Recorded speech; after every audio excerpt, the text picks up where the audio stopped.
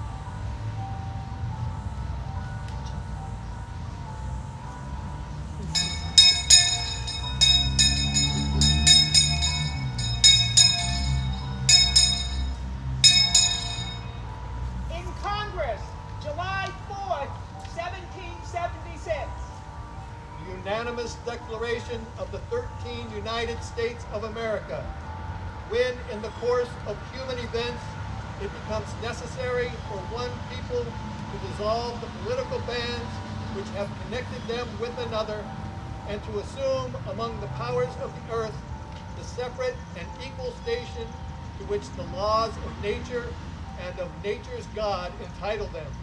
A decent respect to the opinions of mankind requires that they should declare the causes which impel them to the separation.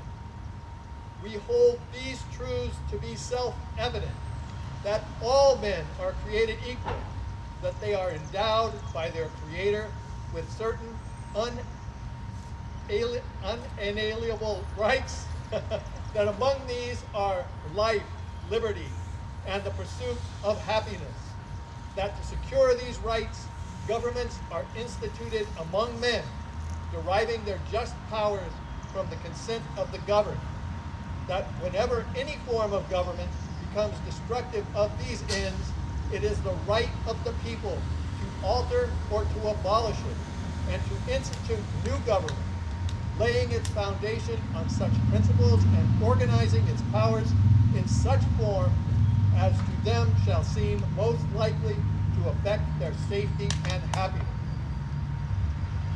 Prudence, indeed, will dictate that governments long established should not be changed for light and transient causes. And accordingly, all experience hath shown that mankind are more disposed to suffer while evils are sufferable than to right themselves by abolishing the forms to which they are accustomed. But when a long train of abuses and usurpations, pursuing invariably the same object, evinces a design to reduce them under absolute despotism, it is their right, it is their duty to throw off such government and to provide new guards for their future security. Such has been the patient sufferance of these colonies, and such is now the necessity which constrains them to alter their former systems of government. The history of the present King of Great Britain is a history of repeated injuries and usurpations, all having in direct object the establishment of an absolute tyranny over these states. To prove this, let facts be submitted to a candid world. He has refused to assent his laws, the most wholesome and necessary for the public good. He has forbidden his governors to pass laws of immediate and pressing importance, unless suspended in their operation till his assent should be obtained. And when so suspended, he has utterly neglected to attend them. He has refused to pass other laws for the accommodation of large districts of people, unless those people would relinquish the right of representation in the legislature, a right inestimable to them and formidable to tyrants only. He has called together legislative bodies at places unusual, uncomfortable, and distant from the depository of their public records, for the sole purposes of fatiguing them into compliance with his measures. He has dissolved representative houses repeatedly for opposing with manly firmness his invasion of the rights of the people. He has refused for a long time, after such disillusions, to cause others to be elected, whereby the legislative powers, incapable of inhalation, have returned to the people at large for their exercise, the state remaining in the meantime exposed to all the dangers of invasion from without and convulsions within. He has endeavored to prevent the population of these states, for that purpose obstructing the laws of naturalization to foreigners, refusing to pass others who encourage their migration in, and raising conditions of new appropriations of lands. He has obstructed the administration of justice by refusing his assent to laws for establishing judiciary powers. He has made judges dependent on his will alone for the tenure of their offices, in the amount and payment of their salaries. He has erected a multitude of new offices, and sent hither swarms of officers to harass our people and eat out their substance. He has kept among us, in times of peace, standing armies without the consent of our legislatures. He has affected to render the military independent of and superior to the civil power.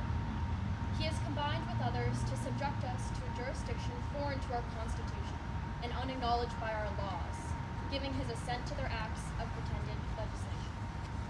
For quartering large bodies of armed troops among us, for protecting them by a mock trial from punishment for any murders which they should commit of the inhabitants of these states, for cutting off our trade with all parts of the world, for imposing taxes on us without our consent, for depriving us in many cases of the benefits of trial by jury, for transporting us beyond the seas to be tried for pretended offenses, for abolishing the free system of English laws in a neighboring province, establishing therein an arbitrary government, and enlarging its boundaries so as to render it at once an example and fit instrument for introducing the same absolute rule into these colonies, for taking away our charters, abolishing our most valuable laws,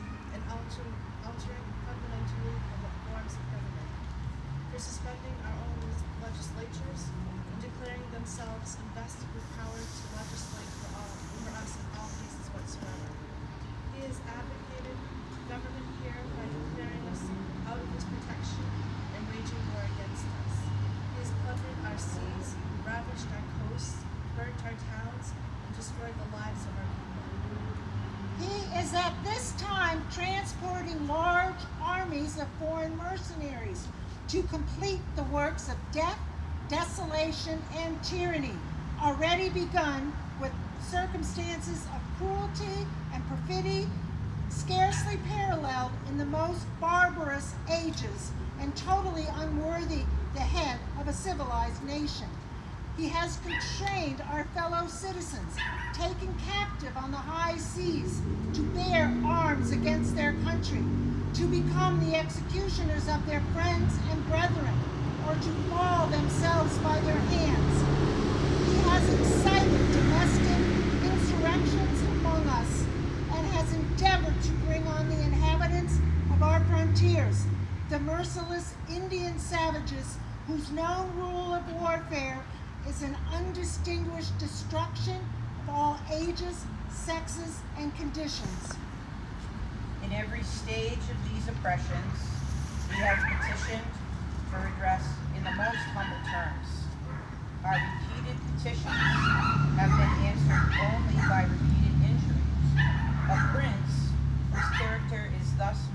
justify every act which may define a tyrant is unfit to be the ruler of a free people. Nor have we been wanting in attentions to our British brethren. We have warned them from time to time of attempts by their legislature to extend an unwarrantable jurisdiction over us. We have reminded them of the circumstances of our emigration and settlement here. We have appealed to their native justice and magnanimity, and we have conjured them by the ties of our common kindred to disavow these usurpations, which would inevitably interrupt our connections and correspondence. They too have been deaf to the justice and of consent.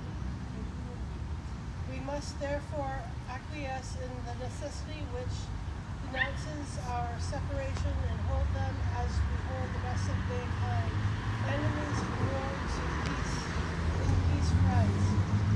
We therefore, the representative of the United States of America in General Congress assembled, appealing to the Supreme Judge of the world for the rectitude of our intentions, do in the name of and by authority of good people of these colonies, solemnly publish and declare that these united colonies are, and of right ought to be, free and independent states, that they are absolved from all allegiance to the British Crown, and that all political connection between them and the state of Great Britain is and ought to be totally dissolved, and that as free and independent states, they have full power to levy war, conclude peace, contract alliances, establish commerce, and to do all the other acts and things which independent states may of right do.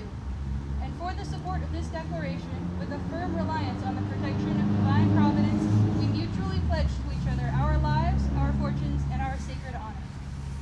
Georgia: Button Ginwitz, Lyman Hall, Georgia Wellesley.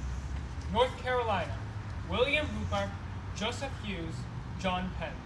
South Carolina: Edward Rutledge, Thomas Hayward Jr., Thomas Lynch Jr., Arthur Middleton. Maryland: Samuel Chase, William Picard, Thomas Stone, Charles Carroll of Carrollton.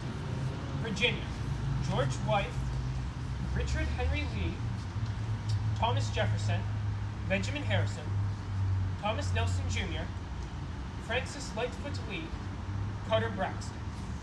Pennsylvania: Robert Morris, Benjamin Rush, Benjamin Franklin, John Morton, George Clymer, James Smith, George Taylor, James Wilson, George Ross. Delaware: Caesar Rodney, George Reed, Thomas McKinley. New York: William Floyd, Philip Livingston, Francis Lewis Morris. New Jersey: Richard Stockin, John Witherspoon, Francis Hopkinson, John Hart, Abraham Clark. New Hampshire: Josiah Bartlett, William Whipple, Matthew Thornton.